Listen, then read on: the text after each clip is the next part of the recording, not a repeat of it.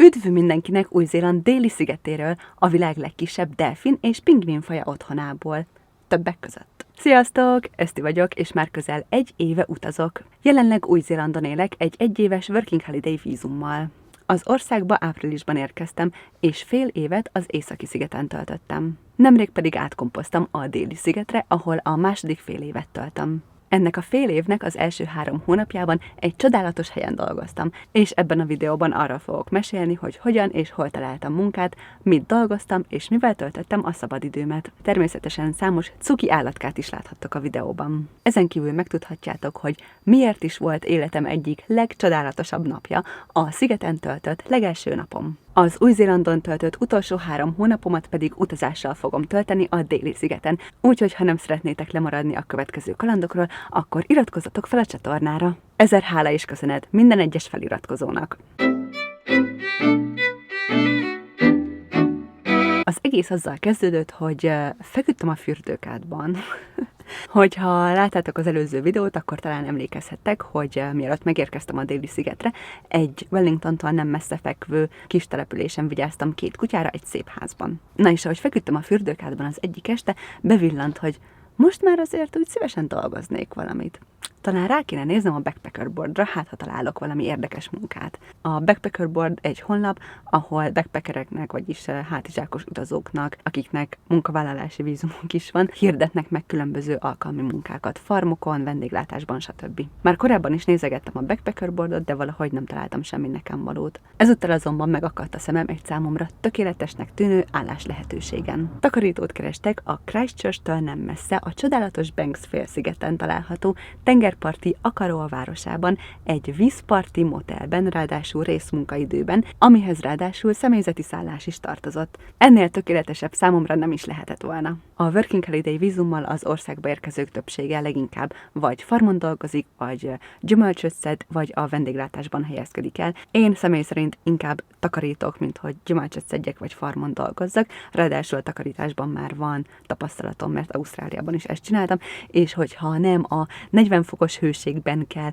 2 ember helyett dolgoznom, akkor még viszonylag szívesen is csinálom. Részmunkaidőről van szó, heti minimum 20 órát tudtak biztosítani.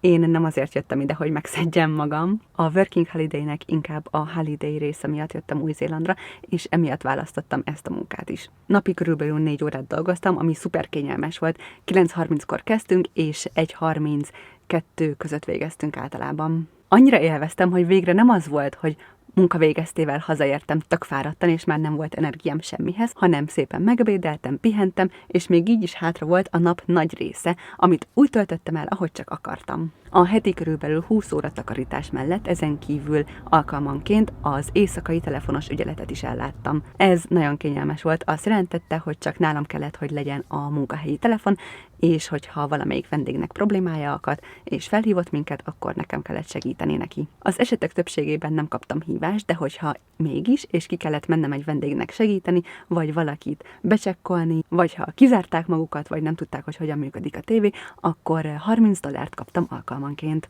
Egyébként az órabér $25 volt, és a telefonos ügyeletért pedig éjszakánként 2 órányi bért kaptam. A személyzeti szállás heti $170 került, úgyhogy az adók és a bérleti díj levonása után heti körülbelül $400-500 érkezett a számlámra. Én nagyon szerettem ebben a motelben dolgozni, nagyon megkedveltem a kollégáimat is, akiknek egy részével együtt laktam a személyzeti szálláson, és nagyon jó barátságba kerültünk, nagyon jó volt ebben a támogató női légkörben létezni. Arról ne is beszéljünk, hogy a kilátás a motel szobáiból fenomenális volt. Nagyon jó érzés volt kinézni az ablakon munka közben. Ez itt a szobám. Tudom, jó kupis, de hát most minek rakjak rendet? Fürdőszoba.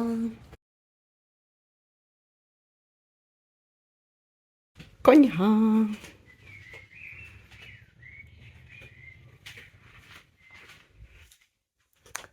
Nappali.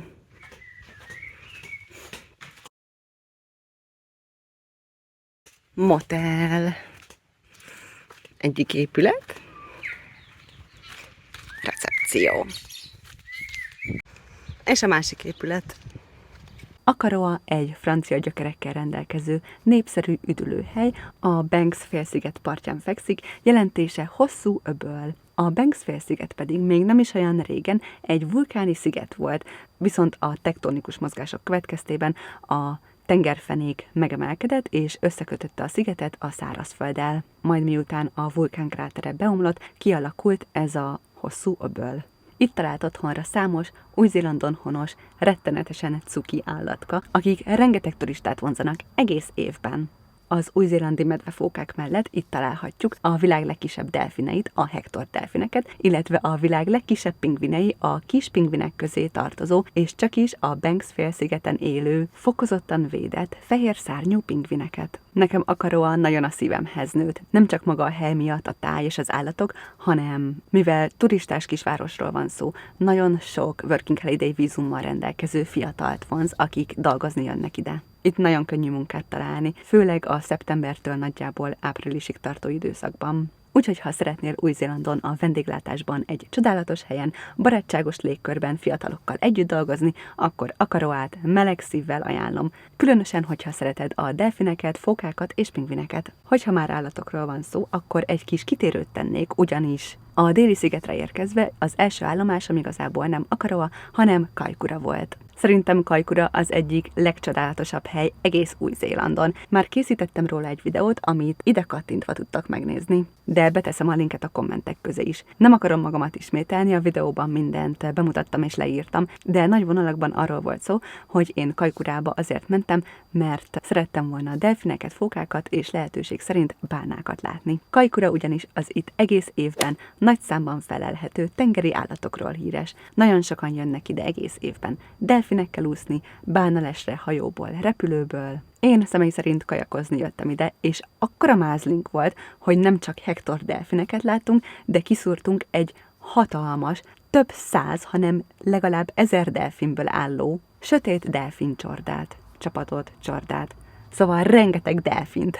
Úgy fél-egy órán át kajakoztunk velük, én teljesen elvesztettem az időérzékemet, egyszerűen csodálatos élmény volt. Majd pedig, amikor már visszafelé kajakoztunk, és igazából már nem számítottunk semmi meglepetésre, akkor egyszer csak felbukkant mellettünk 2 bálna, egy anya és egy borjú púpos bálna.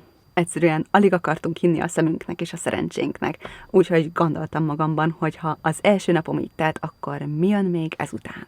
Most pedig térjünk vissza Akaroába, és lássuk, mivel töltöttem a szabadidőmet. Az itt eltöltött 3 hónapot is igazából pontosan 2 részre tudom osztani. Az első 1,5 hónapban a legtöbb szabadidőmet leginkább az egyik lakótársammal, illetve kolléganőmmel, egy francia lánnyal, Alexiával töltöttem. Így visszatekintve olyan volt ez az időszak, minthogyha a mézes heteimet éltem volna. A munkát leszámítva természetesen. Alexiával rengeteget gördeszkáztunk, kirándultunk, kávézókban ittuk a finomságokat, néha éjszakánként órákon átücsörögtünk a motelhez tartozó jacuzziban. A szemközti bárban táncoltunk és biliárdoztunk a többi itt dolgozó fiatallal együtt. Ezen kívül volt, hogy együtt festettünk, illetve a műalkotásainkat, ami részemről az északi szigeten lőtt fotóimat jelentette, később bemutattuk egy kiállításon is. Az egyik legklasszabb közös élményünk azonban valószínűleg a jetskizés volt. Nos, a jetskizés annyira nem olcsó mulatság, viszont aki a jetskiket kölcsönbe adja, legnagyobb szerencsénkre éppenséggel együtt jár az egyik munkatársnőnkkel, lakótársunkkal. Így kaptunk tőle kedvezményt, és egy csodás reggelen együtt mentünk el jetskizni. Láttunk fókákat és delfineket is, és az egész egy fantasztikus adrenalinnal teli reggel volt. Meg is beszéltük, hogy igazából minden reggelt így kéne kezdeni. A napkezdésnek egy másik remek módja pedig egy jó kis reggeli stand-up paddle. Sajnos csak egyszer mentem el reggel szapozni, és bár nagyon szívesen mentem volna a továbbiakban is, egyszerűen nem volt erőm felkelni. Pedig olyan volt, mint egy reggeli torna és meditáció egyszerre. Mielőtt még azt hinnétek, hogy ez a 1,5 hónap csak is kizárólag móka és kacagás volt, azt azért itt halkan zárójelben megjegyezném, hogy alkalmanként együtt sírtunk és néha kínunkban nevettünk mindenféle idióta csávók miatt. Ugyan a Banks félszigeten is nagyon jókat lehet kirándulni, csodás kilátás nyílik az Akaroa öbölre, illetve a félszigeten található további kisebb öblökre, viszont néha elmentem kirándulni Christchurchbe, illetve a környező hegyekbe. Az egyik kedvenc helyem Castle Hill volt, amely különleges formájú hatalmas mészkőszikláiról ismert. Christchurchben pedig nagyon tetszett a Burnett barlang, valamint a Godley Headhez vezető tengerparti túraútvonal. A város szívében pedig a botanikus kertben lehet jókat sétálni. Miután Alexia elbúcsúzott tőlünk, én azt hittem, hogy a hátralévő másfél hónapomban egyedül fogok unatkozni. Meglepetés, ez mégsem így lett. Köszönhetően néhány 20 éves Working Holiday vízummal rendelkező fiatalnak, köztük az új munkatársamnak,